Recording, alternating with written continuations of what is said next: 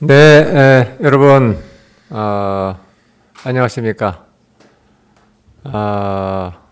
조금 전에도 우리 패널 선생님들하고 얘기를 했습니다만은, 이 대한학술원은 자그마한 소규모 학술연구단체인데, 정말 다루는 주제만큼은 거창한 걸 다루고 있습니다.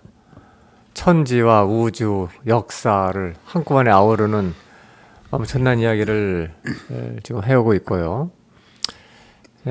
벌써 오늘이 5회차가 됐습니다. 그래서 다다음 주까지 하면은 일단 한 회 프로그램이 끝나게 됩니다. 돌이켜 보면은 처음 이제 우리가 시작했을 때는요, 과연 이 한단고기라고 하는 비전사서, 그 중에서도 태백일사와 훈민정음이 어느 정도 상호 연관성이 있느냐라고 하는 걸 좀 다뤄봤고, 그리고 고성이씨 가문을 이제 추적을 하면서 이 훈민정음의 창제 과정에 어떤 역할을 했을까에 대해서도 이렇게 좀 다뤄봤습니다. 그리고 이제 지난 시간부터는 좀 더 철학적인 내용을 다뤘는데, 오늘하고 다음 시간은 이제 조금 더 알기 쉽게, 하지만 핵심적인 내용을 이렇게 다뤄볼까 합니다. 오늘은요, 천부경이라고 하는 우리 고전 이제 비전 문건이 있는데, 천부경의 사상과 훈민정음의 제자 원리 혹은 한글의 전반적인 구성이 과연 이게 서로 영향을 주고받았는 것일까, 관련성 있는 것일까를 한번 짚어보려고 하고 있습니다. 그리고 이제 다다음 주 마지막 시간은 이 세미나의 중요한 주제이기도 합니다만은 율려 재생이라고 하는 키워드가 나오는데요. 훈민정음 해례본에. 근데 많은 분들이 상당히 뜬금없다 이렇게 얘기를 합니다. 율려? 도대체 율려가 뭐냐? 그러고 또 재생은 뭐 이것도 뭐냐? 그래서 기존의 한글학회라든가 국문학계에서 제가 아는 바에 의하면은 이것에 대해서 그렇게 심각하게 고민한 것 같지 않습니다. 그런데 우리 이 좌담회에서는 이 율려와 재생이 사실은 훈민정음의 진짜 하고자 하는 핵심 키워드일 수 있다라고 하는 하나의 잠정적인 가설을 세워놓고 이렇게 하나씩 지금 따져가고 있는 중입니다. 그래서 오늘 이제 천부경과의 관련성을 한번 짚어볼 거고요. 마지막 다다음 주에는 재생이라고 하는 것이 여러 측면에서 봤을 때 소리를 통해서 인간의 재생이라고 할까, 그와 같은 사상을 드러내고 있는 것이 아닌가, 이런 생각을 했습니다. 오늘은요, 고정 패널리스트인 정성찬 소장님, 테일연구소 소장님 제 좌측에 늘 계시는데요. 제 오른쪽에 모시는 패널리스트 선생님들은 매번 바뀌십니다. 오늘 모신 지향미 박사님은 고고학 박사고,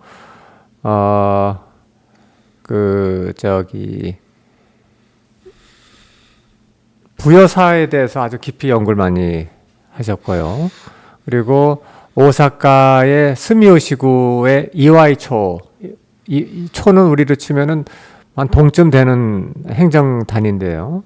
거기에 가면은 정말 너무 흥미롭고 놀랍게도 의라 신사가 있습니다. 그 의라라고 하는 인물이 중국의 진서에 나오고 그러는데, 중국 사설을 보면은 모용시 세력이 확장을 하면서 서부여라고는 나오지 않지만 부역의 세력들이 밀려나가다가 상당히 고초를 겪었다.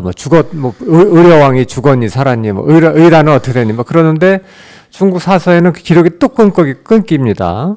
그런데 우리가 지금 훈민정음과 상당히 깊은 연관관계가 있다고 추정하는 이 환단곡이, 물론 태백일사가 주 이제 우리 레퍼런스입니다만은, 환단곡이 대중국 본기, 태백일사의 대중국 본기에 보면은 놀랍게도 그 의려왕과 의려왕의 그 마지막 행적에 대해서 기록이 나와요.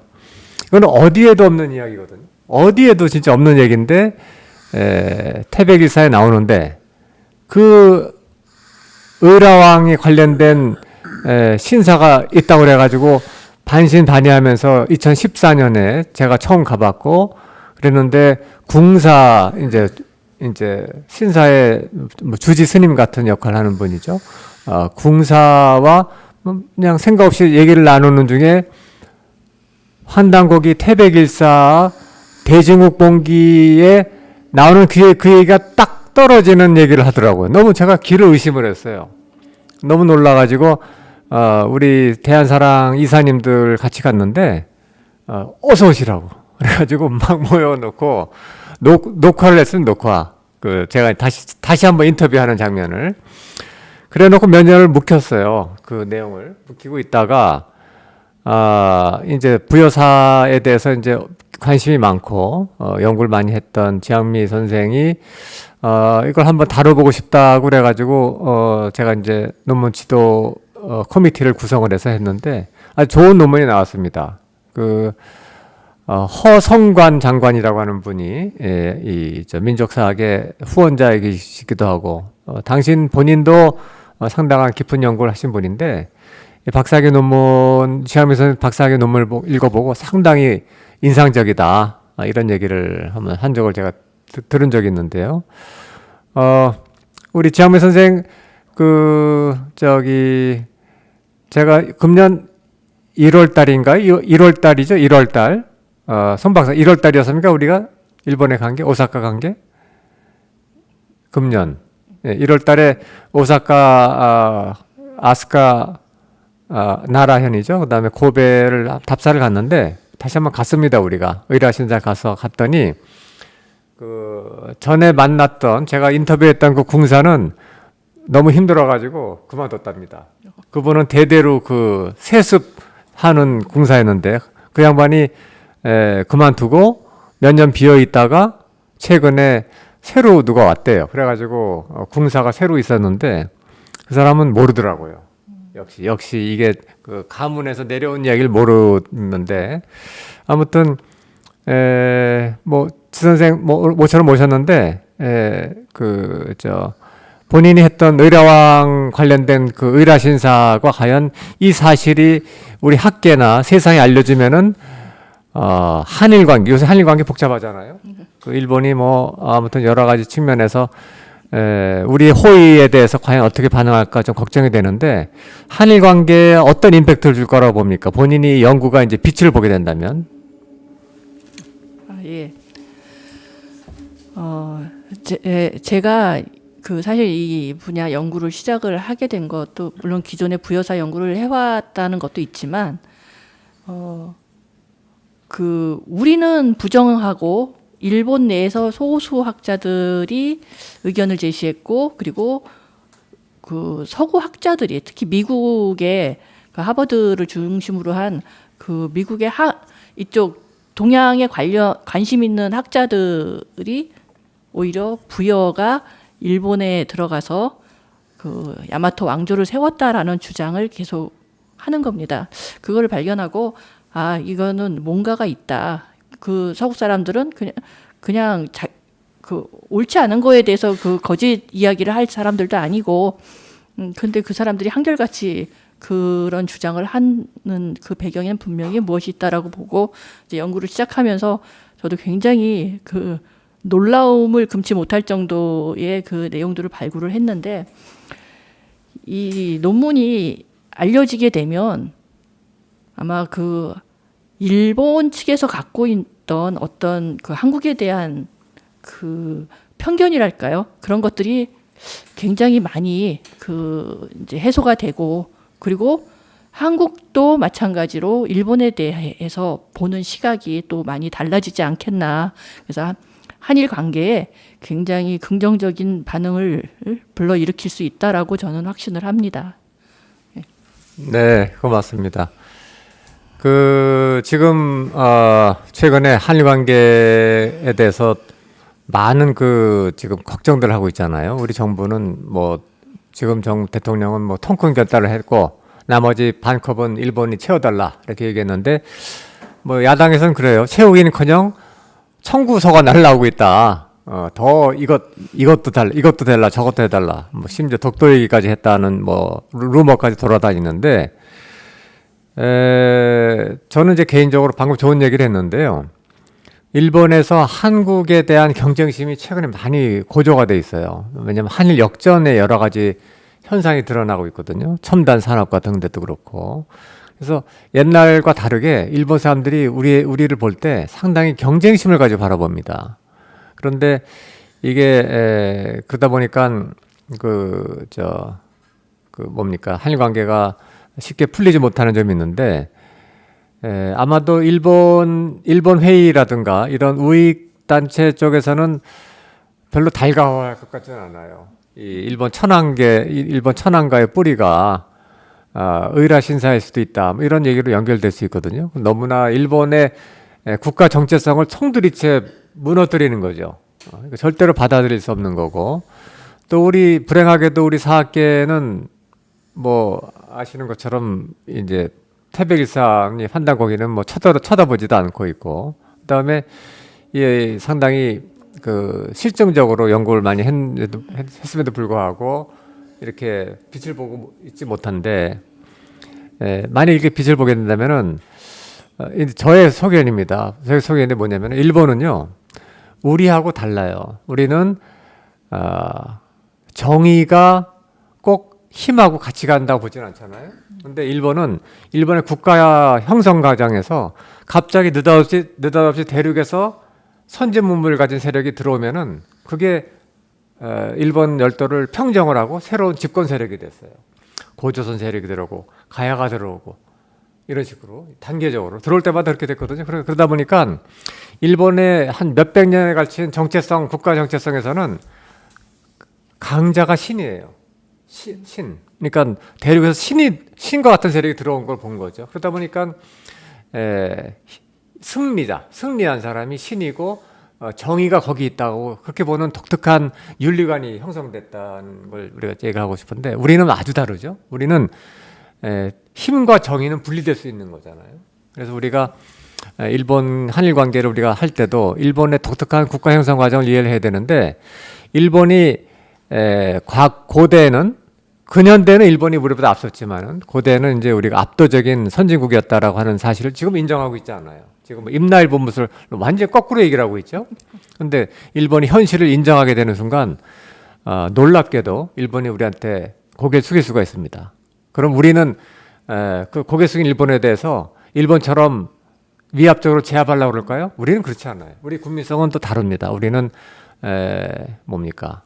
사과하고 고개 숙이면 포용하는 그런 미덕이 있거든요. 그런 덕이 있고 홍익인간의 전통이 살아있기 때문에 아무튼 일본 우익들은 자기들 고개 숙이면은 깔아뭉갤 거라고 오해하고 있고, 또 우리 국민들은 일본한테 고개 숙이면 일본이 받아줄 거라고 생각하는데 이게 서로 미스언더스탠딩이 있어요. 저는 저렇게 봅니다. 자, 아무튼 뭐 다른 얘기가 너무 많이 나왔는데 이 이야기를 꺼낸 이유는 훈민정음도 같은 운명이라는 겁니다. 이게 지금 환단고기 태백일사가 빛을 보지 못하고 있기 때문에 결국 훈민정음의 진가를 우리가 모른다고 하는 얘기를 해왔잖아요.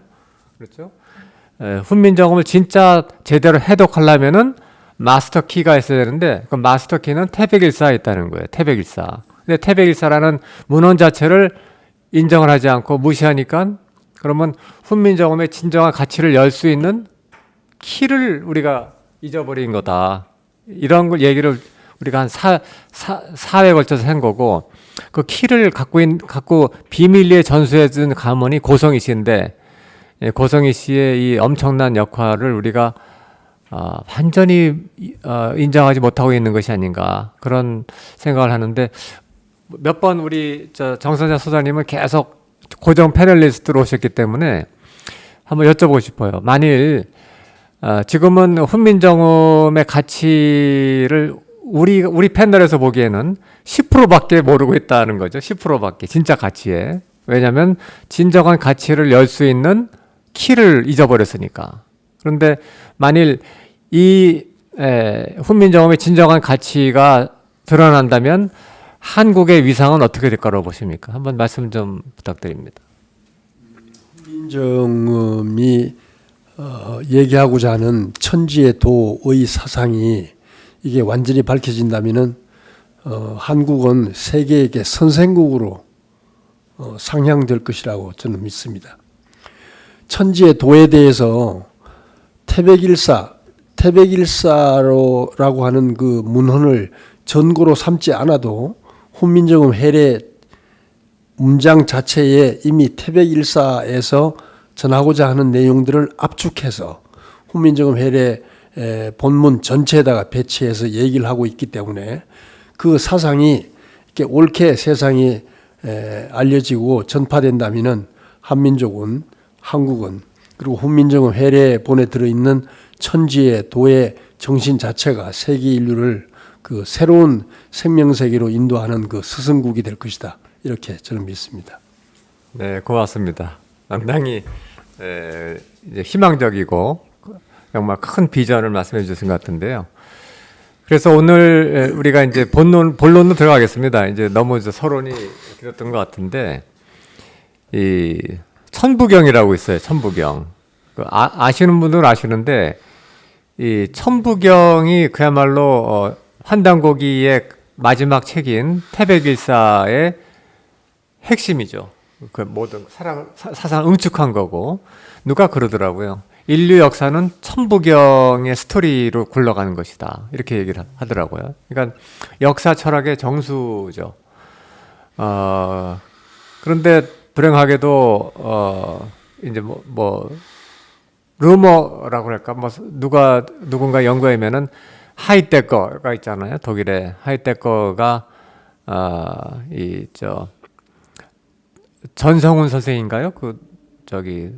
조선 말 청나라로 망명했다가 전병훈 선생이 쓴 이제 그 철학서가 유럽에 번역이 돼서 그 책을 읽었는데 전병훈 선생의 그 책의 첫머리에 저도 봤습니다. 거기에 천부경이 나오거든요. 그래서 서양 사람들이 자기가 문제를 못 풀겠으니까 동양에 관심을 가진 거예요. 동양에 관심을 가지면서 책을 봤는데 천부경이 나오는데 자기가 아무리 해석을 해도 모르겠는데 그 서울대학교 철학과의 박정훈 교수인가요? 네, 그분을 만난 자리에서 천부경의 한 수 가르쳐 달라라고 이제 아주 이제 정중하게 부탁을 했는데 그 서울대학교의 이제 그 피 교수님이 처음 들어봤다는 거예요. 천부경을. 그래서 무슨 얘기인지 모르겠다 그랬다는 거예요. 참 이게 역설 아닙니까? 서양에서는 거꾸로 이제 천부경에 대해서 알고 싶어서 물었는데 정작 천부경의 이 종주국이라고 할 수 있는 한국에서도 그 대철학자가 내가 미안하지만 모른다. 이게 정말 우리 현실이거든요.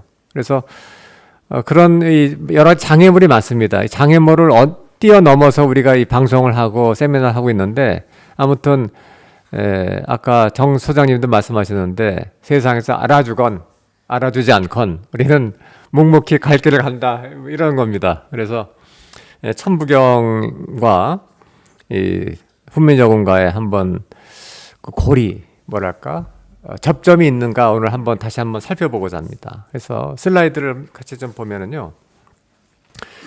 이 훈민정음에는 우리가 지금 한번 검토하고 싶은 게 바로 이겁니다. 태백일사 환단공의 마지막 책이죠. 이제 태백일사에 보면은 천부경이 나오는데 천부경의 우주순환론이 훈민정음에 새겨져 있다. 이런 걸 먼저 한번 짚어보겠습니다.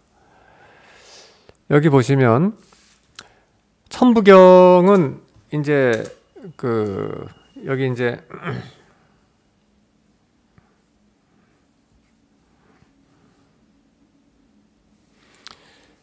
일시무실로 해서 일종무종일로 끝나죠.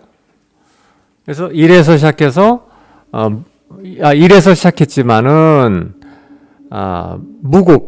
무국에서 시작한 일이다라고 하고, 맨 끝에 보면은 또 1에서 마치지만은 무국에서 마치는 일이다 이렇게 돼 있어요. 그래서 요게 대꾸지 않습니까? 처음부터 끝 이 대꾸가 결국은 1에서 시작해서 1로 돌아가고, 이렇게 순환하는 하나의 그 역사라고 그럴까, 어떤 문명을 얘기하고 있는데, 이 80일자밖에 안 되는 천부경에 보면은요, 운삼사, 여기 보시면 운삼사 나오지 않습니까? 운삼사라고 하는 것은 3과 4라고 하는 이 숫자의 역할이라고 추정이 되는데, 아무튼 돌아가는 그죠? 운행하는 것, 우주가 운행하는 것은 3과 4가 우리가 펼쳐진다, 뭐 이런 거고. 근데 중요한 게 그 다음에 나옵니다. 성환. 여기 환자가 보이지 않습니까? 순환 개념이 나오죠. 순환을 이루는 것은 5와 7이 한다, 이렇게 되어 있습니다. 순환을 이루는 것은 5와 7이라 그러고, 또 일묘연 만학만례라고 하지 않습니까? 10,000번을 갔다 10,000번을 돌아오는, 이것도 순환의 개념이 딱 들어있는 거죠. 그래서 80일자밖에 안 되는 이 천부경에 이제 순환하는 우주라고 하는 건 아주 강조한 그런 텍스트가 보이는데, 정수 선생님께 좀 여쭤보고 싶은데요. 저는 사실 젊었을 때 이제 미국에서 공부를 했는데, 피칼키비츠라고 하는 폴란드 이제 출신 정치학자분한테 이제 서양 철학을 배웠어요. 근데 그분은 독실한 기독교 신자고, 그래서 그분이 첫 시간에 선언을 하더라고요. 우리 서양 철학의 핵심은 헤브라이즘을 빼놓을 수 없다는 겁니다. 물론 헬레니즘도 있지만, 근데 서양 철학의 근본은 결국은 뭐냐면은 이 동양과는 다르게 이 리니어 디벨롭먼트라고 하는 얘기를 하시더라고요. 그러니까 직선사관인 거죠. 직선사관. 이렇게 시간을 보면은 과거가 있고 현재가 있고 미래가 있고, 이게 직선으로 돼 있다고, 그런 시간관을 갖고 있다, 이렇게 얘기를 해요. 그런데 그리고 서양의 그 시간관이 현대 문명을 절대적으로 지금 지배하고 있습니다. 그렇잖아요. 모든 사람이 그렇게 믿고 있잖아요. 시간은 과거가 있고 현재가 있고 미래가 있고, 이렇게 직선인 걸로 그렇게 돼 있죠. 근데 우리 동양에서는 아니올시다 다른 얘기를 하고 있다는데, 그 말씀 좀 부탁드립니다. 도대체 동양의 시간관은 뭡니까? 우선 동양의 시간관을 말씀드리기 전에 서양의 이게 시간과 공간에 대한 개념이 근대 현대 물리학에 들어와서 직선관으로 인식했던 절대 시간, 절대 공간의 개념이 다 무너지고, 시공간은 일체로 작용한다고 하는 그 시공간 개념이 이제 등장을 했거든요. 그러나 아직 일반 대중들은 시간은 그 절대 시간이 따로 있어서 영원한 과거에서 현재를 지나서 영원한 미래를 향해서 직선으로 가고 있다고, 이렇게 개념상 인식을 하고 있죠. 근데 동양의 시간관으로 들여다보면은 시간을 인식할 수 있는 잣대는 공간을 통해서만 인식할 수가 있습니다. 공간의 변화를 대입시키지 않고는 시간을 인식할 수가 없거든요. 또한 공간의 변화성 자체가 시간의 개념이 없이는 역시 공간의 변화성을 또 인식할 수가 없습니다. 그러니까 시간과 공간이라고 하는 것은 하나로 둥글할 수밖에 없는데, 이 시간과 공간의 가장 큰 환경으로 본다면은 천지 일월을 얘기할 수가 있어요. 그러니까 천지에 대해서는 잘 모른다 하더라도 일월에 대해서는 우리가 이제 이미 과학적 검토에 의해서 인식할 수가 있는데, 1월의 운행을 통해서 바라보는 시공간은 순환하고 있죠. 그러니까 시공간은 절대로 직선으로 흘러갈 수가 없도록 되어 있는 것이 동양의 시간관, 공간관이라고 말씀을 드립니다. 네. 우리가 이제 이 세미나를 자담에 쉽게 하려고 엄청 애를 쓰고 있는데 이게 잘 안 돼요, 이게. 지금 방금 말씀하신 게 사실은 제가 물리학도가 아니지만은 아인슈타인이 이미 얘기했잖아요. 공간과 시간이라는 것은 서로 링크되어 있다는 그런 얘기를 저는 물리학자가 아니어서 잘 모르겠지만 그런데 제가 사실 여쭤보고 싶었던 건 이거예요. 뭐냐면은 현대 물리학이 어디까지 가는지 모르겠지만 최소한 데카르트나 뉴턴의 물리학에 의하면은 절대 공간이라는 게 있잖아요. 그렇죠. 근데 그 절대 공간과 시간이라는 디멘전은 우리가 숨 쉬는 심장이 벌떡벌떡 뛴 인간이지 않습니까? 인간과는 무관하게 독립적으로 존재할 수 있다고 얘기를 하잖아요. 고전 물리학에서 네, 고전 물리학에서 그렇게 그렇게 네. 얘기했거든요. 그러니까 인간이라는 존재는 무변 광대한 공간, 우주 공간이죠. 또 그다음에 시간, 뭐 백으로는 뭐 몇 조 년이 가겠지 모르죠. 또 앞으로 뭐 수십조 년이 있는 시간 쪽에 던져진 존재라는 거예요. 던져진 존재. 그리고 그 시간과 공간은 인간의 어떤 삶과 목적과는 전혀 무관하게 객관적으로 돌아간다. 이런 게 우리가 알고 있는 우주관이거든요. 근데 동양의 우주관은 그게 전혀 아니고 여기서도 훈민정음에도 제가 나온다고 말씀드리고 싶은데 그 시간과 공간이 오직 인간을 위해서 만들어졌고 인간을 존재한다. 이렇게 보고 있다는 겁니다.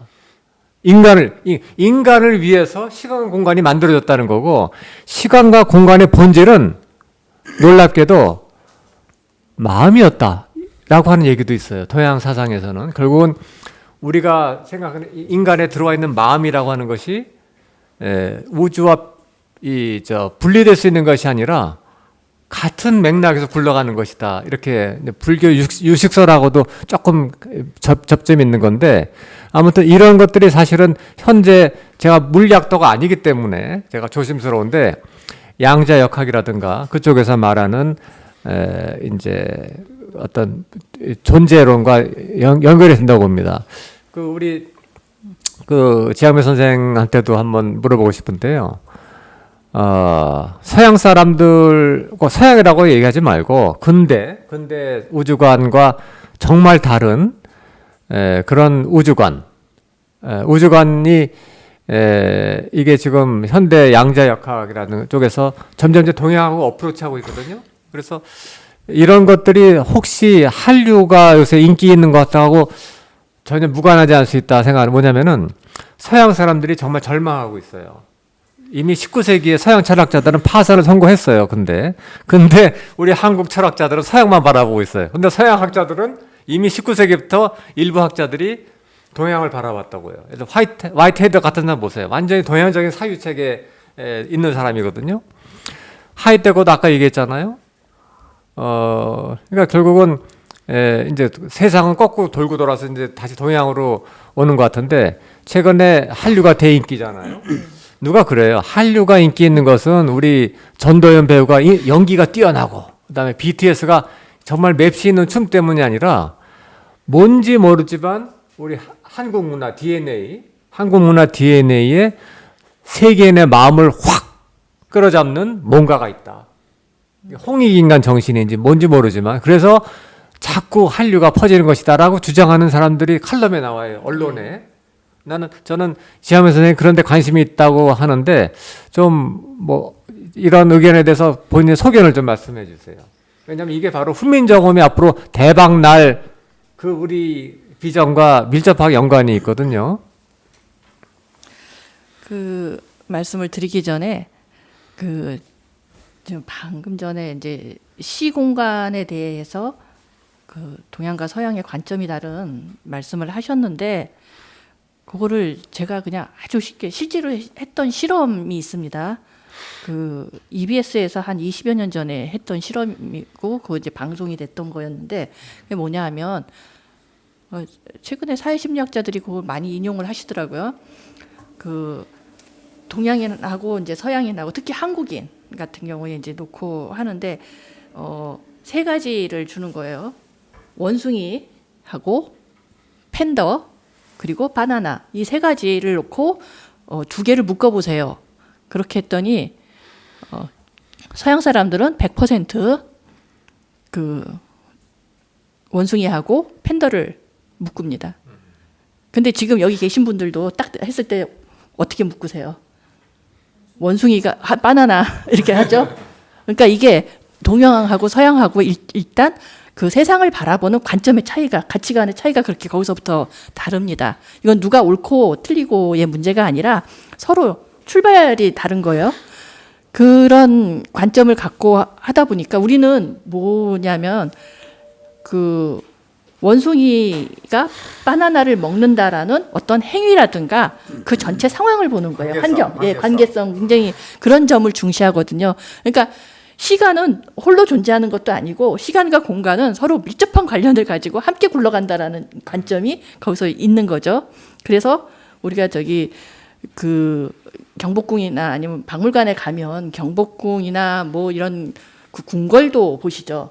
그러니까 설계도 비슷한 그 궁궐도를 보면은 동서남북 어느 위치에서 보든지 굉장히 입체적으로 보여요.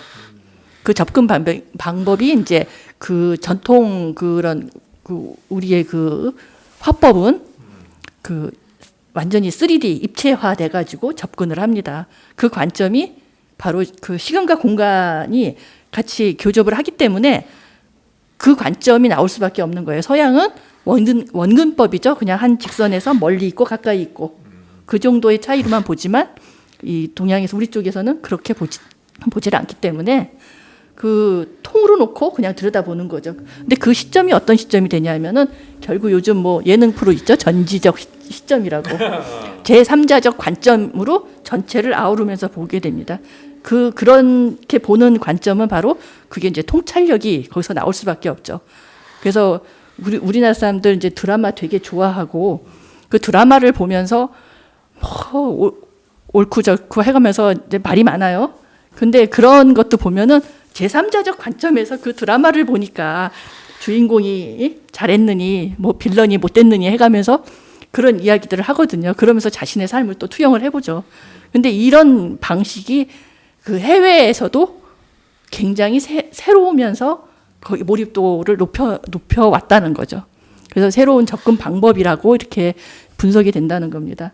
그래서 이제 한류 같은 경우는 뭐 그냥 그 단순히 드라마부터 시작은 했지만 지금은 그런 게 아니라 앞에 K자만 붙으면은 심지어 그 환경 문제 해결하는 것도 K 환경이더라고요.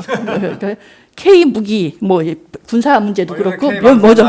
예, 그런 상황이기 때문에 이런 그 한류의 뭐 물꼬는 뭐 계속 이제는 뭐 때문 문이 열렸다 이렇게 봐야 할 정도인데 그 한류가 인기 있는 이유 좀 더 얘기 재밌는데 좀 더 풀어봐 주세요. 예, 한류가 어필하는 도대체 이유가 뭐냐? 왜냐하면 전 세계가 지금 관심 있어 이 지금 이야기에 대해서.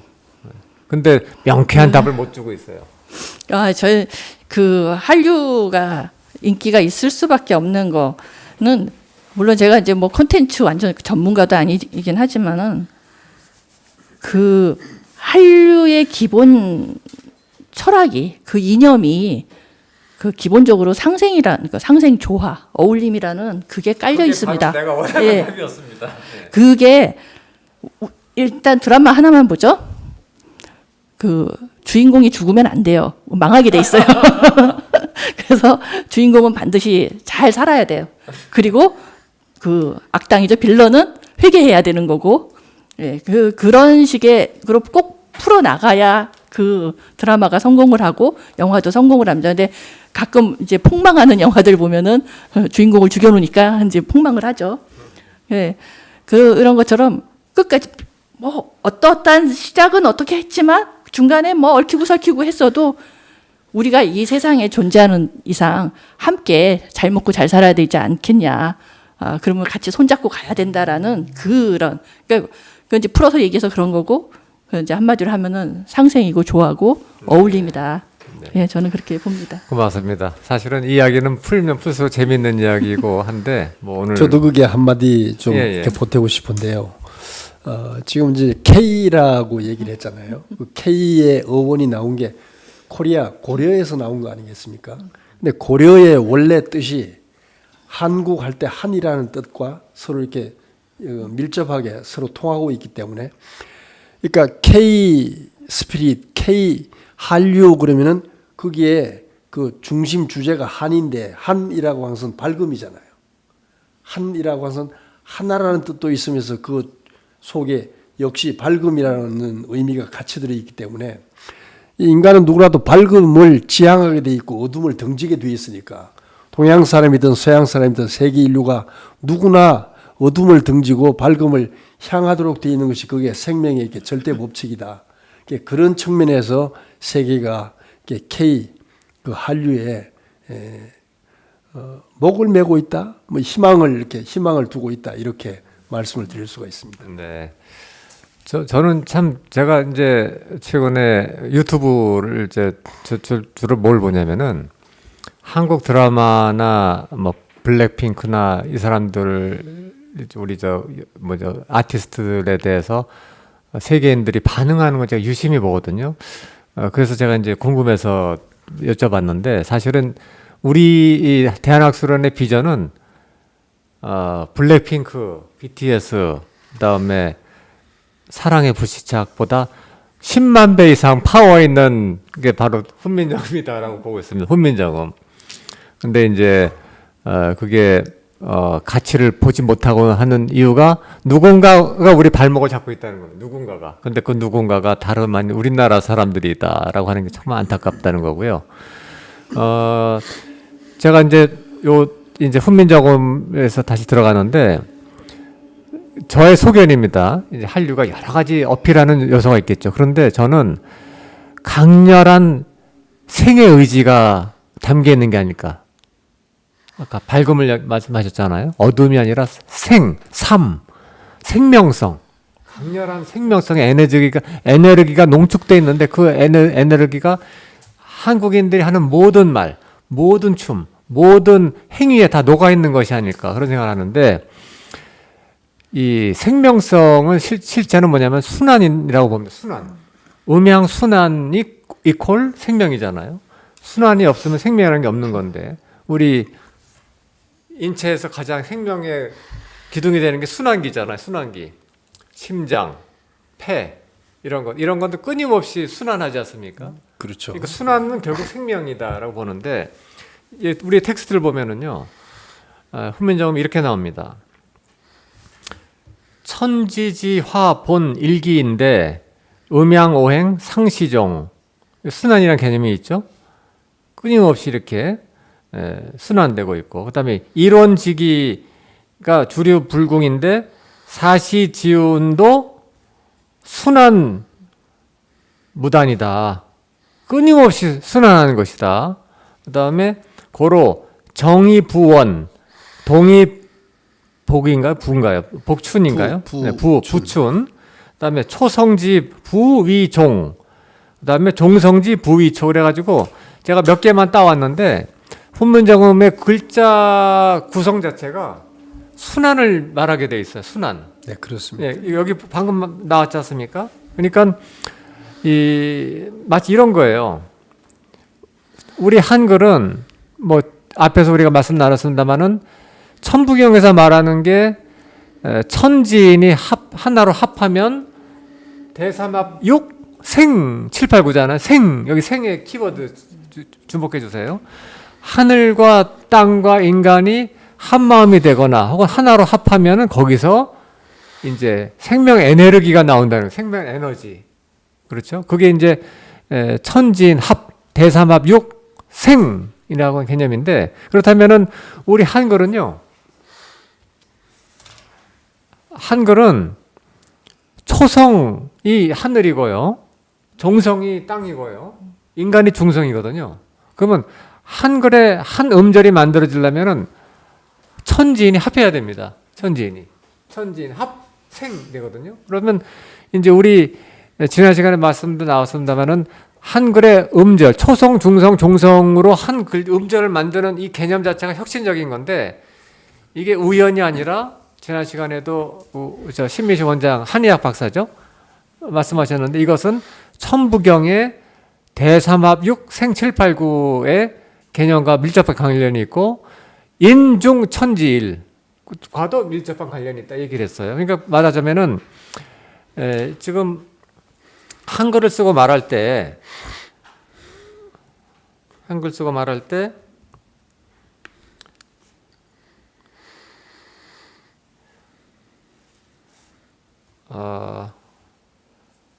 이 뭡니까 초성, 중성, 종성을 모아야 하나의 음절이 되고 여기 보면 여기도 보세요. 한 음절 이지 않습니까? 그러면 이게 다 하나하나가 천지를 물론 이제 요 종성이 없는 것도 있지만 이 천부경의 정신을 구현한 거라고 본다면 우리는 한국 사람들은 말을 하거나 쓸 때 보면은 끊임없이 천부경의 대삼합육 생 그다음에 인중천지를 반복하는 것이 아닌가.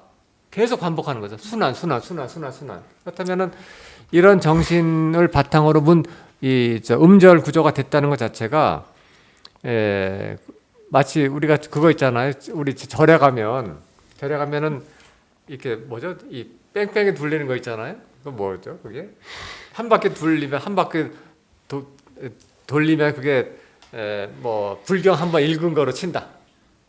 그런 게 자꾸 돌리잖아요.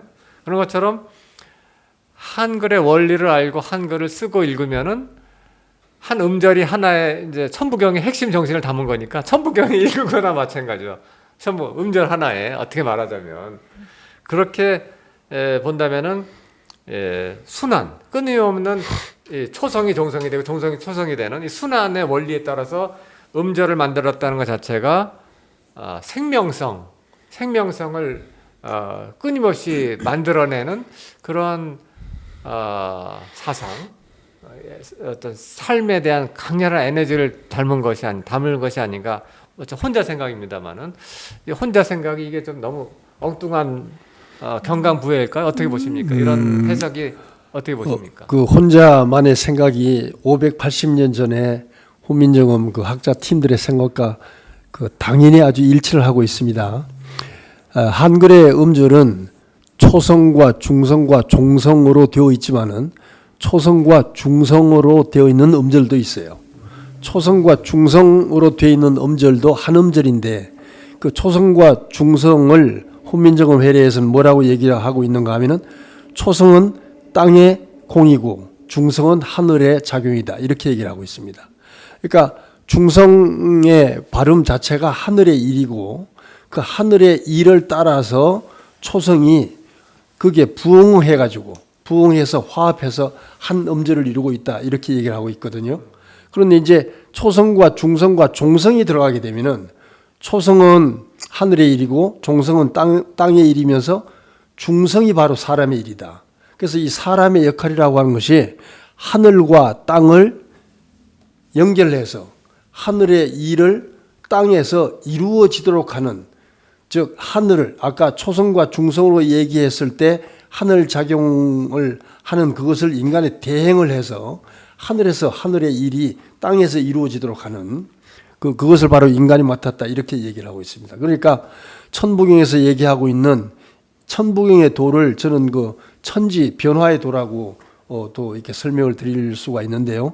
천지의 변화가 일시일종의 도다. 이렇게 말씀을 드릴 수가 있습니다. 묶어서 얘기하면은 일시무시일 일종무종일을 완전히 축약해서 얘기하면은 일시일종의 도다. 그러니까 일에서 시작해서 일로 돌아가야만 마치게 되는.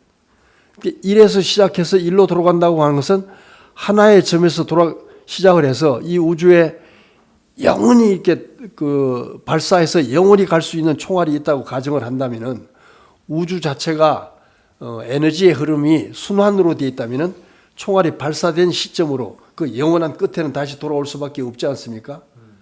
이해를 돕기 위해서 지구의 중력의 영향과 또 지구에서 이렇게 구심력과 원심력을 동시에 동일한 에너지로 받고 있는 총알이 지구에서 계속 돈다면은 출발한 지점으로 돌아가게 돼 있겠죠. 이게 바로 이렇게 순환의 원리인데 천부경은 일에서 시작해서 일에서 돌아가야만 그 천지의 일이 온전히 매듭이 지어져서 끝이 난다라고 얘기를 하고 있다고 말씀을 드릴 수 있습니다. 훈민정음은 그런데 그걸 바로 글자 하나하나, 음절 하나하나에 천지와 천지인 삼재 일체의 도를 그대로 다 실어서 그걸 전하고 있다. 예, 이렇게 말씀드립니다. 네, 고맙습니다. 제가 사실은 저는 뭐 불교에 대해서는 정말 문외한입니다. 제가 불교를 좋아하긴 하지만 그런데 거의 10년 전에 그 인도의 콜카타 대학에서 제가 특강을 하게 돼가지고 비행기 편을 네팔에서 갈아탔거든요. 근데 네팔에서 한 며칠 묵어서요. 그러면서 이제 뭐 구경도 좀 했는데 아침 그 밥을 먹는다고 했는데 그 식당에 호텔 식당에서 음악인가요? 그 주문 낭송하는 게 흘러나오더라고요. 그게 뭐냐면은 옴마니 밤매훔 옴마니 밤매훔 이렇게 나오더라고요. 근데 제가 그 낭낭한 소리 들리는데 그게 그렇게 듣기가 좋더라고요. 지금도 너무 인상적이었던 건데 제가 이제 공부를 안 해서 몰랐는데 알고 봤더니 옴마니 밤매훔 그 진언이 불교 사상을 응축한 거라고 하더라고요. 옴 사운드와 훔 사운드.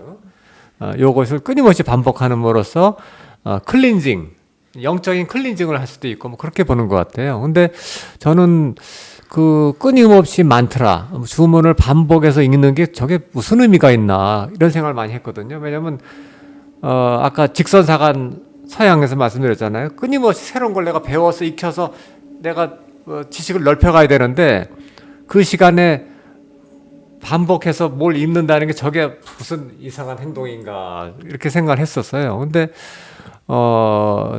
최근에 제가 들은 이야기인데 그 현대인들이 그 정보 과잉 홍수에 시달려 가지고 전부 다 불면증 환자가 30%가 된대요. 불면증 환자들. 그게 이제 심장이 너무나 오버히트 돼 가지고 잠을 못 자고 그러는 건데 우리나라도 요새 그 불면증 시장이 엄청나답니다. 몇 조 원이랍니다. 몇 조 원. 근데 그게 현대인들이 알아야 될 게 제가 이제 알아보니까 정보 과잉이 결국은 끊임없이 앞으로만 나가고 하려는 걸 하다 보니까 그 심장이 버티지 못하는 건데 최고의 약이 뭐냐면은 간단한 행위나 사운딩의 반복이라는 겁니다. 반복. 그 얘기를 들으니까 뒷박쫓보라는 사람이 한국에 와서 아리랑 TV에 나와서 하는 걸 제가 봤거든요. 제가 그거를 핸드폰으로 찍어 넣게 됐어요. 뭐냐면 이 사람은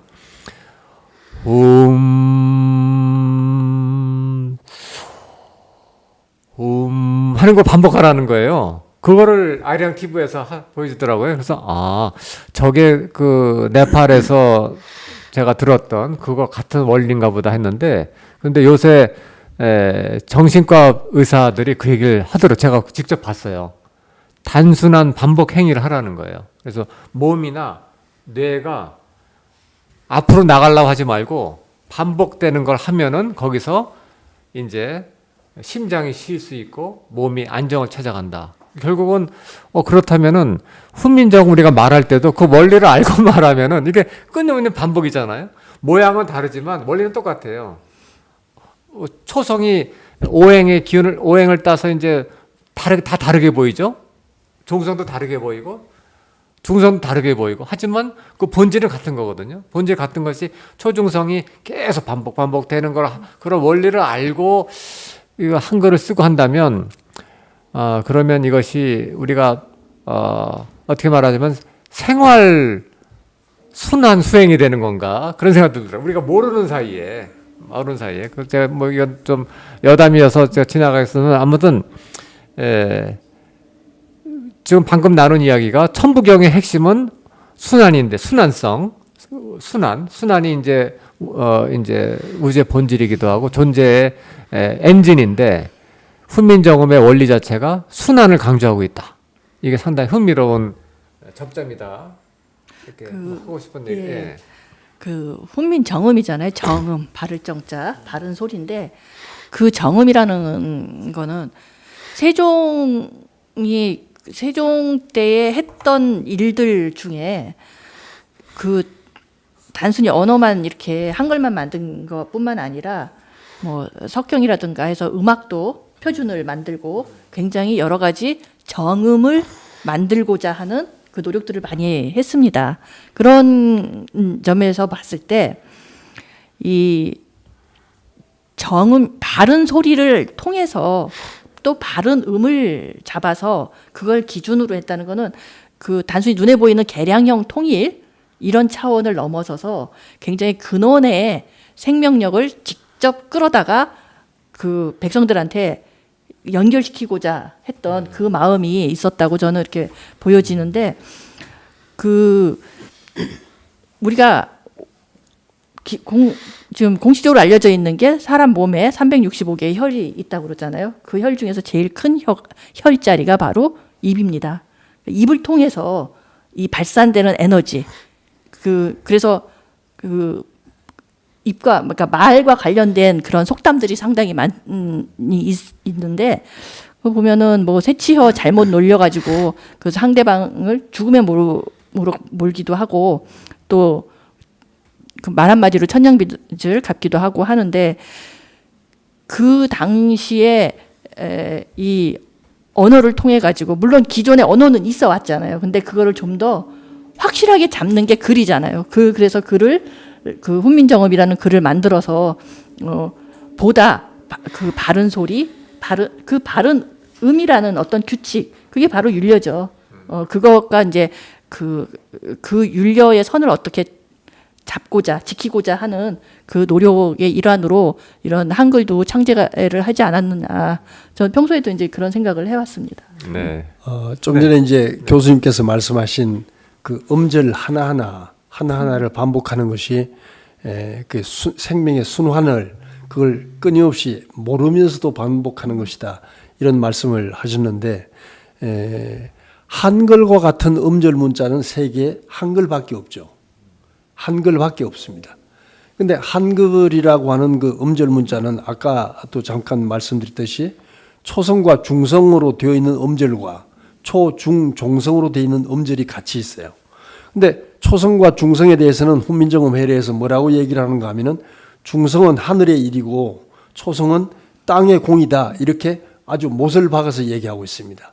그러니까 우리가 초성과 중성으로 되어 있는 음절을 발음한다고 하는 것은 이치를 알고 보면 끊임없이 천지 그 얘기를 하고 있다는 말이 되는 것이고, 그리고 이제 초성과 중성과 종성이 한 음절을 이루고 있는 그 단어를 발음을 하고 있다는 말은 천지인을 끊임없이 반복해서 되풀이해서 천지인이 일체라고 하는 것을, 그러니까 여기서 그 초성과 중성으로 되어 있는 음절과 초성과 중성, 종성으로 되어 있는 음절을 나누어서 보게 되면은 초성과 중성, 즉 천지의 일과 천지의 공이라고 하는 것은 오로지 사람 농사 짓기 위해서만 존재하는 것이다. 이걸 초성, 중성, 종성으로 되어 있는 그 음절에서 그걸 반증하고 있다. 그렇기 때문에 천지의 일을 실제로 이루는 것은 인간이다 라는 그 정의를 훈민정음 회례본에서는 하고 있습니다. 네, 바로 이제 우리 정 소장님 하신 말씀을 이제 제가 하려고 이제 폼 잡고 있었는데 딱 말씀해 주셨습니다. 감사합니다. 뭐냐면은요, 아까도 우리가 동양 우주론 얘기를 했잖아요. 동양의 우주론은 데카르트나 뉴턴의 기계론적인 우주관하고 달라가지고 그 광대무변한 우주, 그 다음에 앞뒤 무한대로 펼쳐져 있을 것 같은 그 시간이 오로지 인간을 위해서 존재한다라고 보고 있다는 겁니다. 근데 우리가 서양적인 관점에서 보면은 정말 터무니없는 얘기죠. 우리 서양의 인간과는 먼지 같은 존재거든요. 우주로 보면은 이제 극한값을 치면은 무한대분의 1이니까 인간은 먼지. 정말 무의미한 존재밖에 안 됩니다. 거기서 서양 철학의 고독과 절망이 좌절이 오는 거거든요. 근데 동양에서 그게 아니라 완전 거꾸로 그 광대무변한 우주가 인간을 위해서만 만들어졌다라고 하는 정말 초풍 한국말이 좀 딸리는데 기절졸도할 이야기를 하고 있습니다. 그런데 기절하고 졸도하면 다시 깨어나죠. 예. 근데 제가 이 대목에서 한때 제가 뉴욕타임즈 구독을 좀 했어요. 근데 너무나 재미있는 아티클을 제가 발견해서 정말 제가 그거를 이제 흥미롭게 읽었기 때문에 지금도 복사를 해놨는데 무슨 얘기를 하냐면은 그 과학사 이제 칼럼니스트가 무슨 얘기를 하냐면은 현대 서양 과학이 사실은 과학이라는 이름의 종교다라고 얘기를 하더라고요. 과학이라는 이름의 종교 뭐냐면은 이 물리학으로 연구를 하고 하다 보니까 결국 뭐냐면은 아무것도 알 수 없는 게 알 수 없는데 빠졌다는 거예요. 그러니까 뭐 예를 들어서 뭐 인류가 아무리 과학을 했어도 결국은 블랙 매터라고 하는 암흑 물질이라는 거 장벽에 부딪히고 그다음에 우리가 과학으로 밝힐 수 있는 게 뭐 실제 하는 거에 뭐 4%밖에 알 수도 없고 그렇다면은 현대 과학이 밝혀낸 거는 실체가 아니라 실체의 극히 일부분에 불과하다는 거죠. 그러니까 그럼에도 불구하고 현대 과학이 해놓은 많은 전제들 있잖아요. 프레미스. 전제들이 영원한 진리인 것처럼 사다리를 놓고 그 위에 이론을 만들었다는 거예요.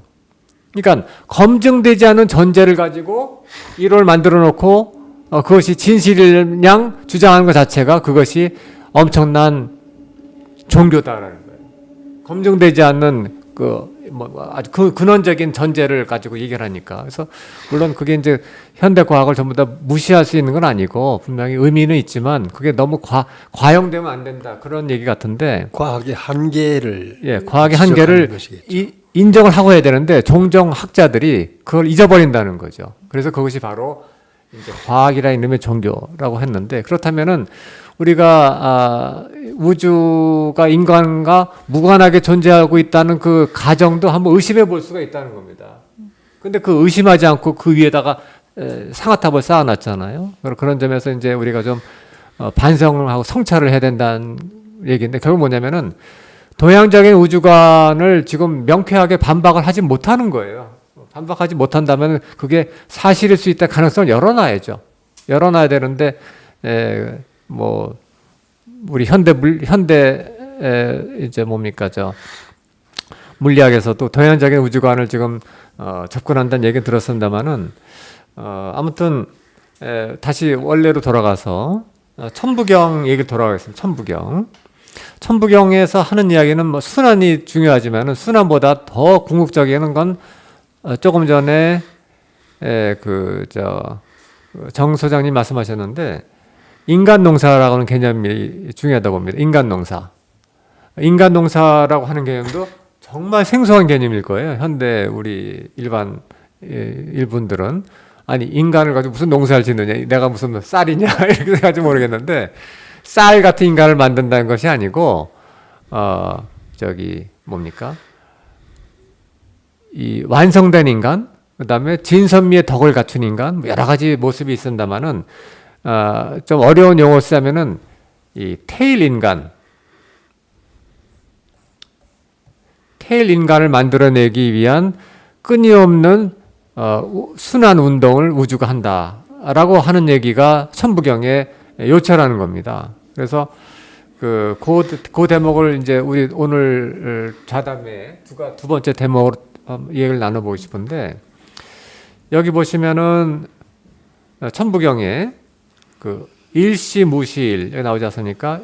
일시무실에서 일종무종일 이게 대꾸죠. 앞뒤가 딱 맞는 대꾸인데 이걸 풀어보자면은 태극 1에서 시작했지만 이 태극은 무국에서 시작한 것이고 다시 원래로 돌아와 1에서 마치지만 실제로는 무국에서 매듭을 짓는 태극이다라고 뭐 해석을 할 수 있다고 합니다. 그런데 여기 중요한 게 여기 무자 이게 없다 뭐가 없다 이런 게 아니라 천부경에 정통한 분들은 뭐 저는 뭐 철학자가 아니라서 하지만 이 무는 무국이다라고 얘기를 하고 있고요. 무국. 그다음에 일은 태극이다라고 얘기를 합니다. 그러면 이 무국이 뭐냐? 무국이 바로 현상계 이전의 상태라는 겁니다. 이거 뭐냐면 인간이 감각으로 인지하거나 파악할 수 없는 그런 거죠. 그러니까 태극이라고 하는 현상계에서 우리가 오감을 가지고 인지할 수 있고 시공이 펼쳐져 있지만은 이거는 무국은 시간과 공간도 없는 그냥 혼돈한 그 상태 그런 그런 것이고 인간이 이성이나 뭐 감각으로 이해할 수 없는 그런 영역인데 이것이 어쩌면 현대 물리학에서 말하는 그 뭐랄까 블랙 매터인지 암흑 물질하고 관련성이 있는 건지 없는 건지 제가 잘 모르겠습니다만은 아무튼 이 무국에서 무국이란 개념이 거기 있는데 이 뭡니까 무국에서 출발을 해서 이제 태극이라고 하는 본체를 가지고 우주 순환 운동 아까 순환 말씀드렸잖아. 순환 운동을 하는데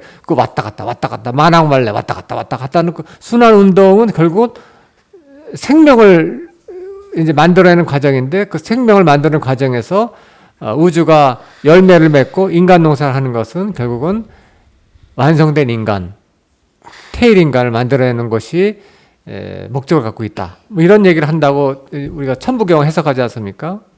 그런데 아이고 놀랍게도 자, 이제부터는 훈민정음 대목을 한번 짚어가면서 두 분 한번 해석을 제가 여쭤보고 싶어요. 자, 이게 조금 전에 말씀드린 대로 천부경에서 이제 여기 인중천지일이 태일인간인데 하늘과 땅, 그죠? 하늘과 땅의 정신, 하늘과 땅의 마음을 그대로 구현한 인간. 그 구현한 인간을 만들어내기 위해서만 우주는 만들어졌고 존재한다는 거죠. 이거를 구현하지 못한 인간은 우주의 목적을 거부한 인간, 스스로 거부한 인간이 된다는 거예요. 그러니까 자기 뭐 아버지 엄마를 부정하는 인간인 거죠. 내가 아버지 엄마 보고 왜 나를 낳았냐고 따지는 그런 이제 뭐랄까 뭐 패를 빌자면 이제 호로 자식이라고 하나요? 그런 자식이 되는 길이 있는데 그게 아니라 엄마 아빠 나의 생명의 근원을 내가 따라가는 그를 본받아서 그대로 내가 완성시키는 인간이 태일인간이다라고 얘기를 한다고 합니다. 그런데 자 이건 천부경 얘기고 그러면 훈민정음부터 들어보겠습니다. 자 저는 이 대목이 너무 놀랍다고 생각을 해요. 정말 너무 놀라운 대목입니다. 이 훈민정음에 보면은 인간이 하는 것은 무국, 아까 무국 나왔잖아요. 무국. 천부경에 무국이 나왔지 않습니까? 무국. 모든 존재의 바탕이에요. 존재의 출발점이고. 근데 무국은 존재 이전의 세계이기 때문에 가늠할 수도 없지만 그런데 이 무국의 열매다 이렇게 얘기를 하고 있어요. 인간은 그러니까 천부경은 영무국에서 역사가 출발해서 10까지 분화 발전했다가 본원으로 돌아온 운동하는데 아까 말씀드렸잖아요. 만왕말래 이렇게 일적 10거.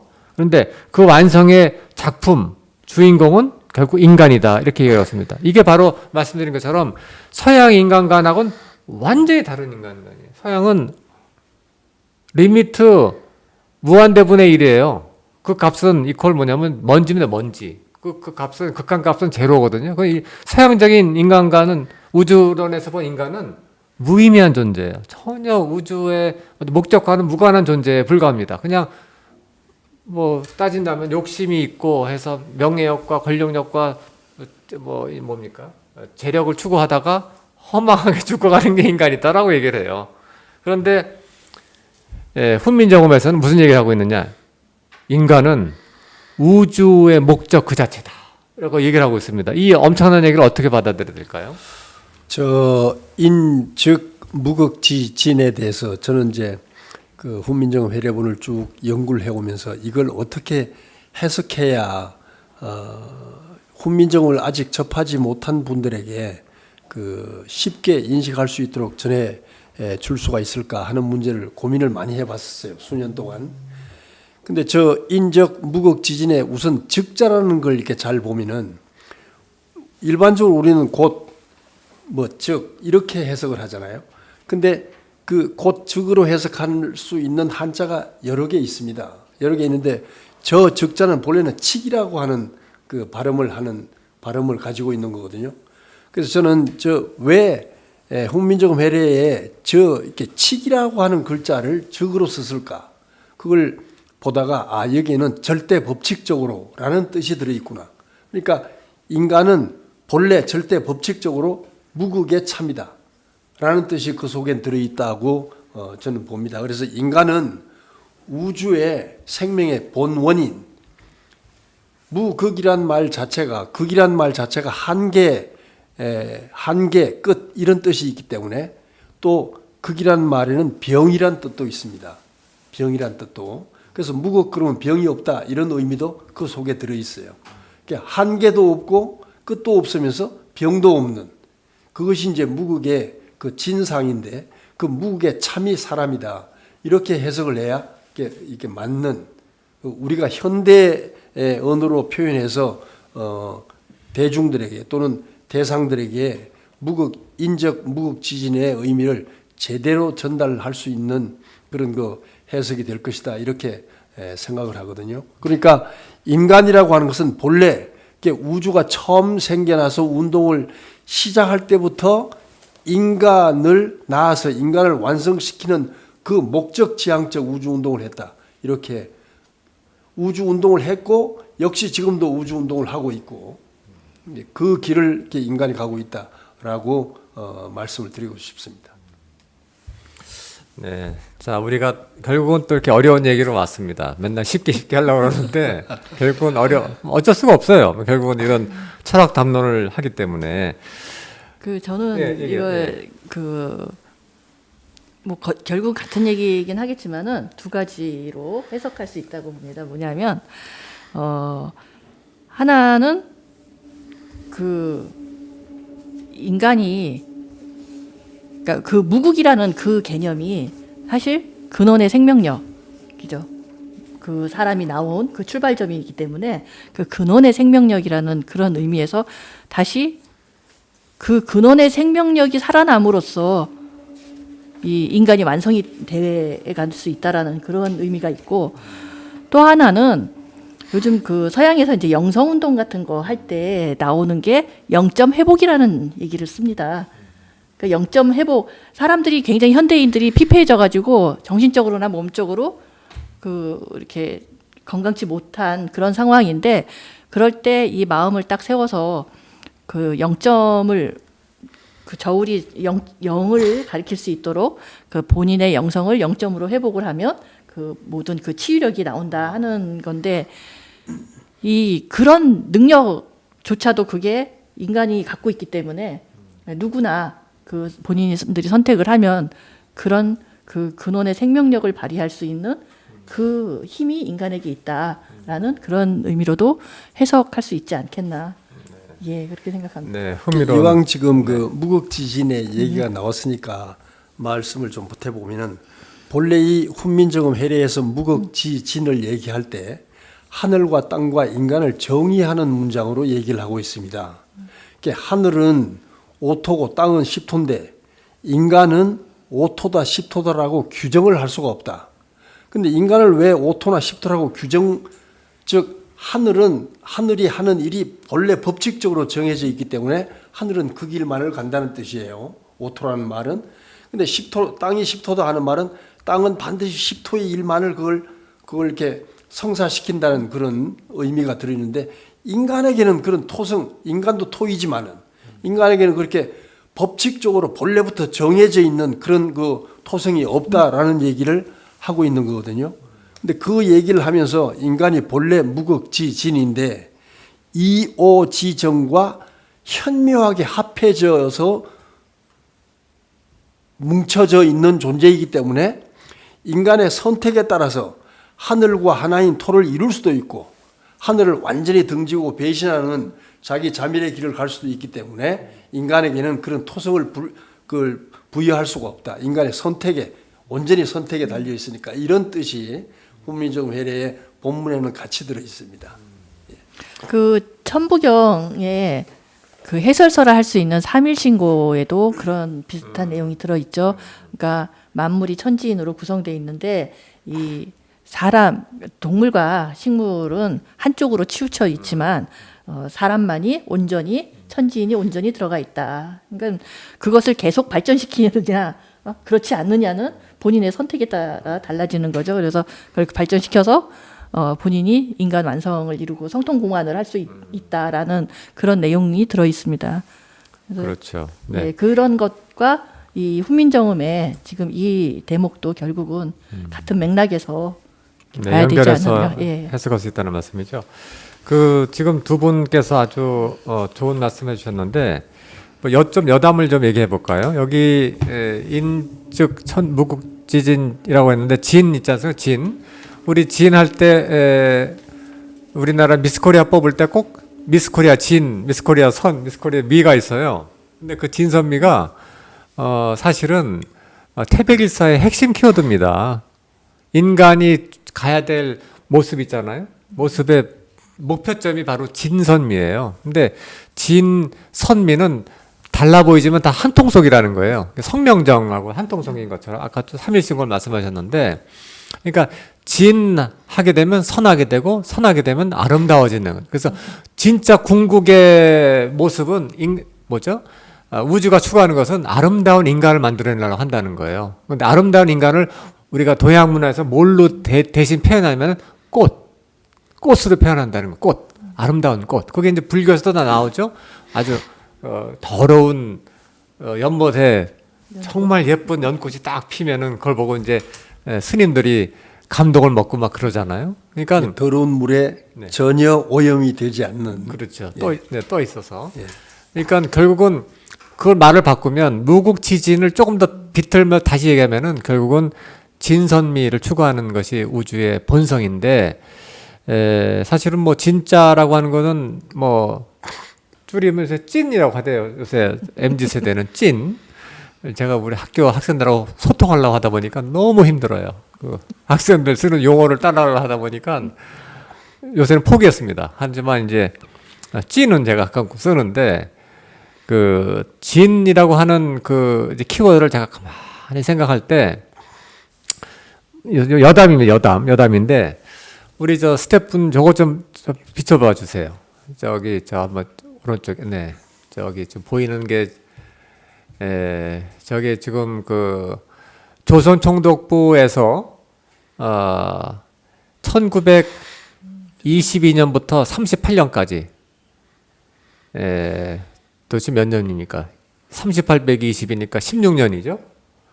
800억 이상, 사실은 돈 더 들어갔어요. 왜냐하면 그 사업에 만주철도 주식회사도 참여하고 온갖 일본 헌병대도 참여하고 자료 수집하고 뭐 하느라고 했기 때문에 800억이 아니라 뭐 1000억 이상 현실과로 돈이 들어간 그 사업입니다.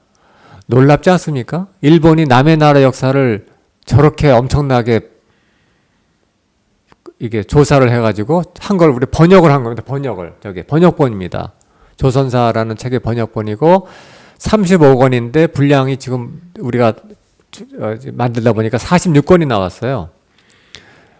근데 이걸 번역을 마치고 그다음에 원래 우리 한국 정통 사서가 있지 않습니까? 고려사 전려, 조선왕조 실록, 그다음에 그 중국적 사료, 명사 뭐 이런 것들, 그 다음에 북방 유목민족, 중국을 이제 정복한 북방 유목민족의 역사서가 있지 않습니까? 중국은 그 자기들 역사라고 하지만 터무니없는 얘기죠. 그게 어떻게 중국사입니까? 요사, 금사, 원사, 청사. 청사는 별로 참고 안 했다고 그러고 이제 요사, 금사, 원사하고 다 사료 비교를 하면서 했더니 제가 차마 말이 안 나오는데 한국사를 완전히 너덜너덜하게 만들었더라고요. 보니까 너덜너덜하게. 이게 정말 너무 엄두가 나지 않습니다. 제가 이 사실을 저는 공동연구원이고 해서 이제 직접 번역에 참여하진 않았지만은 이 정도까지는 몰랐어요. 이 정도가 몰랐는데 우리가 이제 일본 이제 제국지가 가장 공을 들인 게 정한론을 앞세워서 조선을 병탄하는 거였잖아요. 그런데도 이게 만만치 않으니까 결국은 역사 정신을 마비시키려고 해서 엄청난 사업을 벌인 건데, 일본이 한국에 와서 이제 식민 통치 여러 패턴이 있는데 뭐냐면 한국은 가능하면은 왜소하게 만들려고 했어요. 경복궁이 엄청난 경복궁을 갖다가 다 때려부시고 몇 개만 남겼잖아요. 그다음에 한글도 원래 우리 한글에 원래 있던 글자들이 사라진 게 많아요. 다 줄여놨고 모든 걸 다 줄이고 했는데 우리 한국사는 가장 일본 사람들이 저렇게 엄청난 사업을 하면서 온전하게 보존했을까요? 모든 건 다 줄여놓고 기죽이려고 하면서 그건 누가 봐도 그렇지 않는 게 정상이겠죠. 그런데 우리 주류사학계 선생님들은 일본이 실증사학을 동원해가지고 한국사만큼 엄청나게 정리 잘 해놨다 그렇게 주장을 하고 있어요. 그렇게 그러면서 더욱이 고려서만큼 너무 깔끔하게 정리해놔가지고 우리가 더 이상 연구할 게 없다라고 지금 70년 동안 믿어왔습니다. 우리 주류사학계 선생님들이 그렇게 가르쳐 왔어요. 근데 인하대 고조선연구소에서 5년간 정말 핏똥을 싸면서 연구를 해가지고 저 엄청난 저거 전체 사업의 4분의 1밖에 안 돼요. 저거 말고 해제가 있거든. 해제는 8만 쪽입니다. 8만 쪽. 책이 300권이 나와요. 근데 그거는 지금 뭐 저렇게 하지 않았는데 고려사가 지금 주류사학에서는 일본 학자님들이 정말 실증사학으로 너무 정리를 잘 해놨기 때문에 우리가 손댈 게 없다라고 했지만 웬걸 요사, 금사, 고려사 비교를 했더니 고려사를 반토막을 내놓은 거예요. 반토막. 예. 우리가 고려는 고려사 지리지 뭐라고 돼 있습니까? 서쪽 영토는 고구려보다 조금 줄어들었지만 동쪽 영토는 훨씬 늘어났다. 이렇게 얘기를 하고 있거든요. 그럼 고구려가 요서지방까지 갔으니까 태조 대왕 때 보면은 요서 10성을 샀잖아요. 요서지방에다가.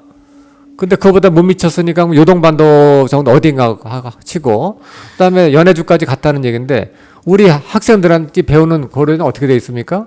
고려 초기는요.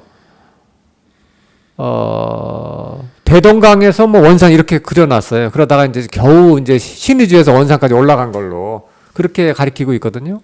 그거는 고려가 아니라 통일신라의 영토예요. 통일신라. 그러니까 고려가 통일신라를 계승했다고 한마디도 안 했는데 우리 학생들한테 그렇게 가르치고 있어요. 그래서 아무튼 뭐 이 자리에서 제가 그 기가 막힌 얘기는 다 할 수는 없고 아무튼 엄청난 사실의 왜곡이 있었는데 여기 오늘 진짜 있잖아요. 진짜 진에 정반대 되는 게 저 조선사 보면 됩니다. 조선사가 바로 참 진짜의 대척점에 있는 거예요. 완전 거짓말 투성이더라고 보니까.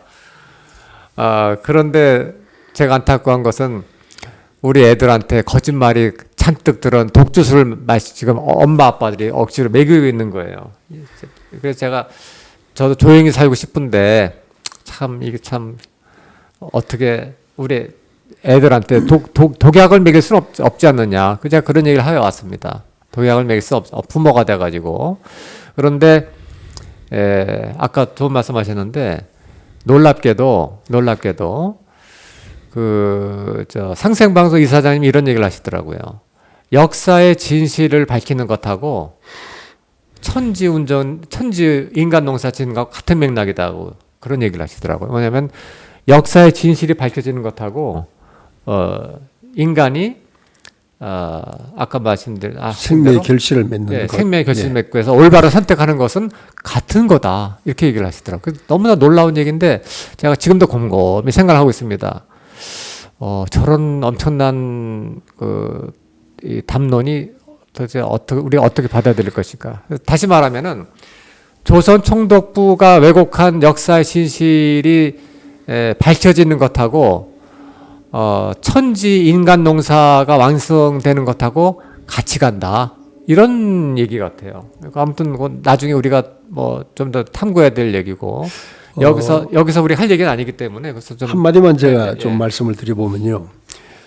일제에 의해서 한민족의 역사가 완전히 거짓 역사가 해방된 뒤에도 지금까지 학생들에게 일방적으로 가르쳐 오고 있다고 하는 이 내용 자체가 무극지진과 연결해서 볼 때 본래 인간은 무극의 진이어야 되는데 이게 지금 현재의 학생들뿐만 아니라 해방된 뒤에 지금까지 그리고 앞으로도 언제까지인지 명백히 뭐라고 밝혀서 얘기를 할 수는 없겠지만은 그 역사의 진실이 밝혀지지 않는 한 한민족은 거짓된 역사, 거짓된 생명관을 배울 수밖에 없도록 돼 있거든요.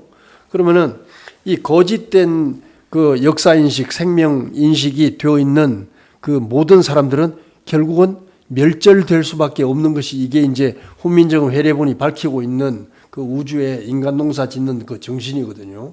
그러니까 일제히에서 한민족의 역사가 완전히 그 휴지처럼 또는 뭐 완전히 쓰레기처럼 이렇게 그 거짓된 역사로 점철된 것을 우리가 배워왔다고 하는 것은 참으로 심각한 문제라고 얘기할 수가 있습니다. 이것은 한민족의 그 생멸과 관계되는 그 직접적인 그 계기가 되는 일이기 때문에 이것은 전 국민이 다 이렇게 그 들고 일어나서라도 밝혀야 될 이런 문제라고 저는 단언합니다. 네, 고맙습니다. 지금 말씀은 이게 단순히 애들한테 도약 주스 마시는 걸 그만두자는 것이 아니라 우리 생명과 관련돼 있다 이런 말씀을 연장되는 것 같은데 상당히 흥미롭고 중요한 말씀이고 그거는 아마 좀 새겨서 검토해봐야 될 가치가 있는 것 같은데 저도 네. 한 말씀 더 드릴게요. 네. 오늘은 패널리스트 분들이 상당히 네. 열기가 있으신 것 같아요. 그 독립운동 하셨던 분들이 그 힘든 상황에서 몸속에 꼭 간직하고 다녔던 것이 바로 천부경입니다. 그리고 그 이제 그때 당시 교과서로 배운 게 한단곡이고요. 근데 뭐 한단곡이야 책이니까 그렇다 치더라도 그 천부경만큼은 품에다가 그 필사해서 품에다 꼭 그렇게 갖고 다녔다는 거는 우리가 위기 때마다 단군이 언급되고 그리고 거기에는 또 천부경이 같이 함께 움직였습니다. 왜 그랬을까라는 거를 봤을 때 그게 진리니까 진실이고 사실이기 때문에 우리가 왜 그 독립운동 하셨던 분들 입장에서는 이거는 의가 아니다라고 본 거죠. 임진왜란 때도 조일전쟁 때도 보면은 의냐 불의냐 불의이기 때문에 투쟁을 한 건데 그런 것처럼 그 옳은 길을 가는 거죠. 예. 그런 신념이 없었다면은 그 추운 겨울에 만주벌판에서 여름옷 입은 채로 그렇게 싸우면서 그 항일 투쟁을 하지 못했을 겁니다. 그러니까 그분들의 정신을 그 고생했던 그 마음을 잊더라도 우리는 그 계속 이어나가야지 이 자리에서 지금 이렇게 뭐 힘들다고 멈추고 할 그런 생각을 해서는 안 된다라고 생각을 합니다. 네, 고맙습니다. 갑자기 막 후끈 열이 달고 올라와가지고 제가 좀 열기가 막 해가지고 좀 더운데 오늘 날도 워낙 덥기도 하지만은 자 이제 마칠 시간이 됐기 때문에 결론을 좀 맺어야 되는데 저 한번 요 텍스트 한번 봐주십시오. 이것도 참 정말 놀라운 얘기예요. 여기 나오지 않습니까? 천지가 만물을 생에서 완성시키는데 재성보상 즉 여기 강조하고 있었습니까? 반드시 왜 호있냐 아까 말씀하신 것처럼 때가 돼서 태일인간의 덕을 갖춘 사람을 기다려서 요 사람한테 의뢰한다라고 한다는 얘기를 하고 있어요. 그 다음에 또 천지지용, 발어, 사물, 대인이성 뭐라고 하고 있습니까? 천지의 궁극적인 목적은 이 사람을 기다려서 완성이 된다라고 하는 건데 이 사람 역시 어떤 사람이겠습니까? 천지인 합일의 덕을 갖춘 인간을 얘기하는 거겠죠. 그러니까 그냥 아무 인간이 아니고 그러니까 이 훈민정음의 이런 대목들을 국문학자 선생님들이 그냥 재미없는 만화책 보듯이 넘겨버려요. 이 엄청난 철학을 담고 있는데 그러다 보니까 훈민정음이 지금 너무 과소평가되고 있다 이렇게 제가 자꾸 생각을 하고 있는데 아무튼 결국은 우주운동, 천지운동의 목적은 인간인데 그 인간은 전 시간에 말씀드렸지만은 성숙된 인간이고 완성된 인간인데 천지와 하나 된. 예, 천지와 하나 된 인간을 말한다는 겁니다. 그래서 그런 점에서 이 훈민정음은 그야말로 아까 한류 얘기가 나왔는데 전 세계에 이 사실이 밝혀진다면 세상이 한번 뒤집어질 것 같아요. 지금 안 그래도 지금 훈민정음에 대해서 격찬을 하고 있거든요. 우리나라 학자님들만 조용한 것 같아요. 전 세계 언어학자들이 지금 계속 격찬을 하고 있는데 그게 더 지금 증폭되는 이유가 한류 덕분에 그렇다면 한류가 퍼지면서 지금 이 전 세계에서 한국어 배우는 열풍이 불어가지고요. 중국이 인구가 14억이잖아요. 중국어보다 더 인기가 있답니다. 지금 중국어가 5위인가 6위인가 그렇고 우리가 더 한 칸 위래요. 이런 엄청난 한류 열풍이 불고 있는데 한국어가 같이 가고 있는데 거기에다가 한글에는 이 엄청난 인간의 인생의 올바른 길에 대한 로드맵이 있다. 이거 정말 하늘이 벌컥 뒤집어질 얘기 아닙니까? 문자에다 이런 정신을 심었다는 것 자체가. 근데 이 엄청나고 아름답고 위대한 이 가치 있는 사상을 우리 국문학자 선생님들이 열심히 밝혀주질 않아요. 왜 그런 겁니까? 제가 너무 좀 아쉬운데 요거 마지막 코멘트를 듣고 마치겠습니다. 도대체 우리 국어학자님들은 애국심이 부족한 건 아닐 거잖아요. 근데 우리가 이 대목에서 계속 얘기하고 있는 인본 사상이 있고 평화 사상이 있고 그다음에 뭡니까? 우리 정상규 작가는 하버드 대학에서 논문 썼는데 부국 이제 애민의 사상도 있다. 그것도 밝혔거든요. 그런 이야기들을 우리 국문학자 선생님들은 왜 열심히 밝히지 않는 걸까요? 학자분들이 그 애국심이 부족하다든가 애민정신이 부족해서라고는 저도 그렇게는 얘기를 할 수가 없는데요. 다만 그 학자분들의 제가 이렇게 훈민정음 회례본을 연구하면서 이렇게 느낀 것은 학자들이 주역의 그 변화 사상에 대해서 통달하지 않으면은 훈민정음 회례본 자체의 정수를 알 수가 없다. 훈민정음 회례본이 재성보상 말씀하셨죠. 밝혀주는 것이 재성보상과 저 말미에 가면은 정인지의 결문에 계물, 성무라는 그 네 가지 사자로 되어 있는 그 단어들이 두 번씩 이렇게 나오는데요. 재성보상이나 계물, 성모가 주역의 변화 정신, 순환 변화 정신에 통달했을 때만 그게 무엇인지를 알 수 있는 그런 언어들이기 때문에 그 주역에 대해서 깊은 공부를 하지 않은 상태의 학자들은 아마도 훈민정음 회례본의 정수를 깨닫기는 그건 너무 어려웠을 것이다. 그러다 보니까 훈민정음 회례가 안고 있는 진짜 알리고자 하는 그 정신, 28글자의 발음도 중요하지만은 그 발음 법칙 속에 들어있는 천지의 도, 천지인 삼재 일체로 그 인류 역사가 둥글어가고 인간의 생사, 존멸 문제가 담겨 있는 바로 그 천지의 도에 대해서 그걸 이렇게 밝힐 수가 없었을 것이다. 이렇게 저는 이해를 하고 있습니다. 네, 마지막 코멘트 우리 지현미 선생님, 지현미 박사님. 예, 저도 공감하는 그런 부분인데 불과 100여 년 전만 해도 할아버지에서 아버지로, 아버지에서 아들로 이어지는 그 가치관, 어떤 철학적 그 오랜 세월 이어져 왔던 그 이념이 있죠. 그 정신이 계속 생활 속에서 묻어져서 전달이 되는 게 그게 이제 문화 유전자처럼 전달이 되는 건데, 우리는 산업화를 겪고 서구화를 겪으면서 그 부분이 완전히 서구화 교육 위주로 가다 보니까 그것이 사라졌죠. 그래서 동양 철학, 제가 대학 들어갈 때마다 저는 그때 당시에 그 철학과, 동양 철학과를 가기를 원했었는데 저희 부모님들이 반대를 하신 게 전 볼 일 있냐? 철학관 차릴래? 이런 식으로 오해를 할 정도로, 그러니까 동양 철학은 사실 그 우주 변화의 원리, 그 기본 법칙을 배우는 건데 그거에 대해서 일반 대중들은 그런 걸 모르죠. 그러니까 그냥 미신, 무속 이런 식으로만 이제 취급을 하니까 거기에 일반 대중들은 점점 서구화된 교육 속에서 그런 걸 접할 기회는 없어지게 되고 진짜 그 사술로서 펼쳐지는 그런 점이나 보는 그런 것만 이어져 온 게 아닌가 이렇게 생각을 합니다.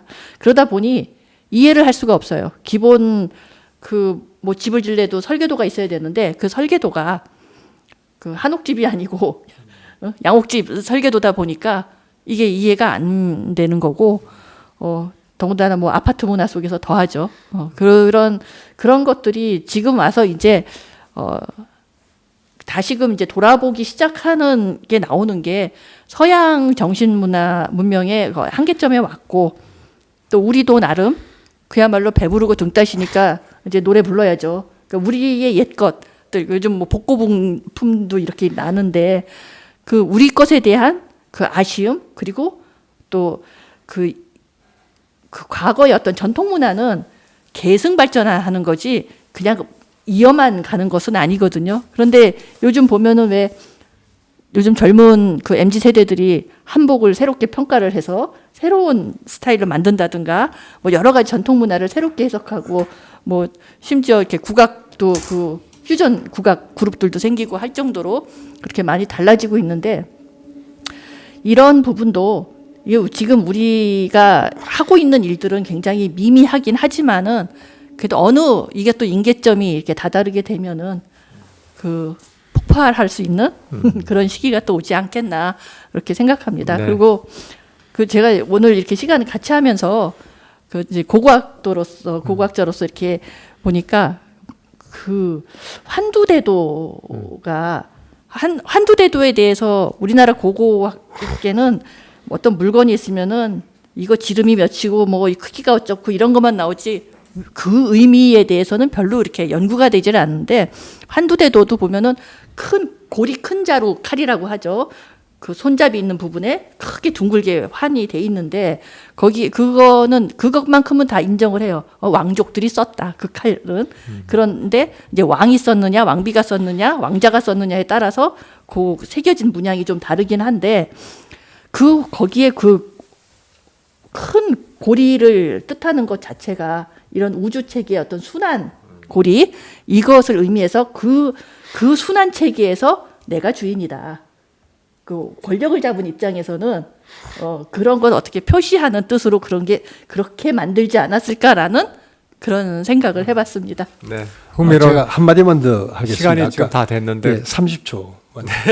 조금 전에 제가 주역에 대해서 말씀을 드리는데 한 가지 이렇게 빼뜨린 게 있어가지고 근데 주역이 본래 동양 철학의 핵심 정소가 아니고 주역이 나온 그 원전이 천부경이고 삼일신고이면서 삼신오제봉기이기 때문에 주역의 내용에 통달한다는 말은 곧 천부경과 삼일신고, 삼신오제봉기를 알 수 있는 그 열쇠다 이렇게 말씀을 드립니다. 네, 고맙습니다. 오늘 패널은 엄청나게 열띤 패널이 된 것 같아요.